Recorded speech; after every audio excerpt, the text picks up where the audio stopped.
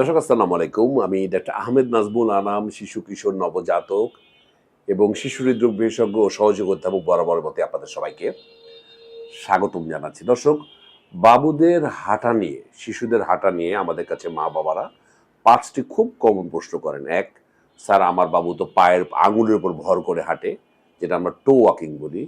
২ নম্বর বলে, স্যার আমার বাবুর পাটা একটু ছোট বড় আছে মনে হচ্ছে, একটা পা একটু ছোট।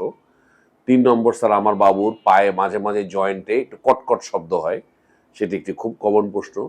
আরেকটি খুবই কমন যে আমার বাবুর ২ হাঁটু ভিতরের দিকে ঢুকে গেছে, নক নি, হাঁটার সময় মনে হয় যে ২ হাঁটু কাছাকাছি চলে আসছে, এটি একটি প্রবলেম। আর আমার বাবু স্যার কিছু পর পরই পড়ে যায়, স্যার একটু হাঁটা চলা দৌড়াতে গেলেই পড়ে যায়। তাহলে এই ৫টি প্রশ্ন কিন্তু আমাদের কাছে মা বাবারা শিশুদের হাঁটা নিয়ে খুব কমনলি প্রশ্ন করেন, এবং এই ব্যাপারে কিন্তু মা বাবারা প্রচুর পরিমাণে গুগল করেন, ইন্টারনেটে যান, চ্যাট জিপিটিতে যান এবং সার্চ করেন। আমি আপনাকে জানাতে চাই, গুগল বা চ্যাট জিপিটি কিন্তু কখনো আপনার বাবুকে দিচ্ছে না, আপনার বাবুর কি প্রবলেম সেটি কিন্তু কখনো আইডেন্টিফাই হচ্ছে না। সুতরাং এই ধরনের যে কোনো প্রবলেম হলে আমাদের ভিডিওগুলোতে চোখ রাখবেনই অবশ্যই, সেই সাথে একজন অবশ্যই শিশু বিশেষজ্ঞ এবং প্রয়োজন অবশ্যই একজন শিশু অর্থোপেডিক বিশেষজ্ঞকে দেখাবেন। তো মূল আলোচনায় আসি, যে ৫টি কমন প্রশ্ন, তার মধ্যে প্রথম কমন প্রশ্ন যেটা খুবই আমাদের কাছে করা হয়, স্যার আমার বাবু তো পায়ের আঙ্গুলের উপর ভর করে হাঁটে, এটা কি স্বাভাবিক কিনা? তাহলে আমরা বলবো যে পায়ে আঙ্গুলে ভর করে হাঁটা একটা নির্দিষ্ট বয়স পর্যন্ত কিন্তু স্বাভাবিক।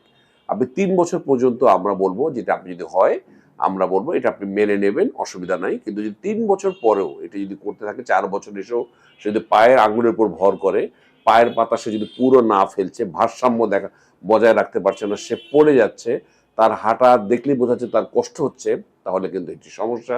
অবশ্যই আপনার বাবুকে খেয়াল রাখতে হবে, আপনার ডাক্তারের সাথে পরামর্শ করতে হবে, তার কোনো জয়েন্টে প্রবলেম হচ্ছে কিনা, তার কোনো পেশিতে টান খেয়ে আছে কিনা, তার হিপ জয়েন্টে কোনো প্রবলেম হচ্ছে কিনা, এই ব্যাপারে অবশ্যই ডাক্তারই আপনাকে সাহায্য করতে পারবেন। সুতরাং ডাক্তারের সাথে কথা বলবেন। ২ নম্বর, অনেকে আমাদের কাছে বলেন, স্যার আমার বাবুর একটা পা তো একটু ছোট বড় মনে হয়। তো দর্শক, আমি বলবো আমাদের কিন্তু একটা পা কিন্তু আরেকটা পা হচ্ছে 0.5 সেন্টিমিটার ছোট, সুতরাং এটা কিন্তু নর্মাল।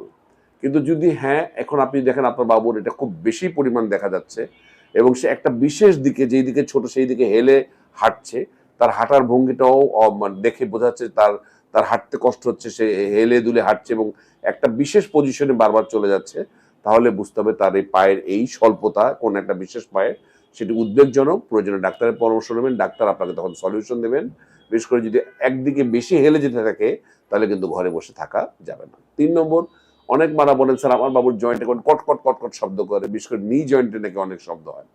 অ্যাবসলিউটলি নর্মাল, এইটা নিয়ে আপনার কোনো ভয় পাওয়ার কিছু নেই। তবে হ্যাঁ, যদি জয়েন্টের এই কটকট শব্দের সাথে ব্যথা বাড়ে, জয়েন্ট ফুলে যায় এবং খেলার পর মারাত্মক অস্বস্তি হয়, তাহলে বুঝতে হবে যে এখানে সমস্যা আছে। অবশ্যই কোনো ডিসলোকেশন আছে কিনা বা জয়েন্ট লকিং হয়ে গেছে কিনা সেখানে খবর নিতে হবে, অবশ্যই ডাক্তারের পরামর্শ নিতে হবে।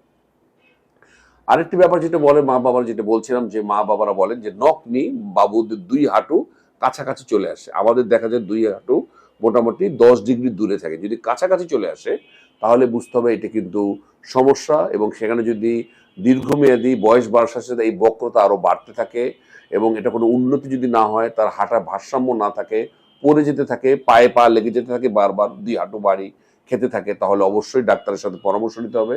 ডাক্তার দীর্ঘমেয়াদী কোনো কিছু ম্যানুভার করে কিন্তু এগুলো অনেকটাতেই কমিয়ে ফেলা সম্ভব।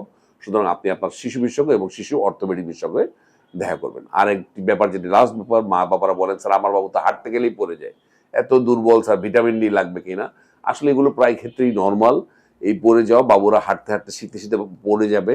তবে হ্যাঁ, দীর্ঘমেয়াদী যদি হয়, তার নিজস্ব কোনো দুর্বলতা, ভিটামিন বা ভিটামিন ডির কোনো ঘাটতি আছে কিনা, কোনো স্নায়বিক কোনো প্রবলেম আছে কিনা, কোনো মাংসপেশিতে প্রবলেম আছে কিনা, সেই ব্যাপারে আপনাকে খেয়াল রাখতে হবে। তবে অনেক ক্ষেত্রে এটি নর্মাল। তো দর্শক, আমি মনে করছি আপনাদের যে খুব কমন ৫টি প্রশ্ন বাবুদের হাঁটার ব্যাপারে উত্তর দিতে পেরেছি। তারপরও যদি কমেন্ট সেকশনে কোনো কমেন্ট করতে চান, আমি উত্তর দেওয়ার চেষ্টা করব। আজ এ পর্যন্তই। পরবর্তী নতুন কোনো টপিক নিয়ে আবারও হাজির হব। সেই পর্যন্ত বরাবরের মতোই আল্লাহ হাফেজ।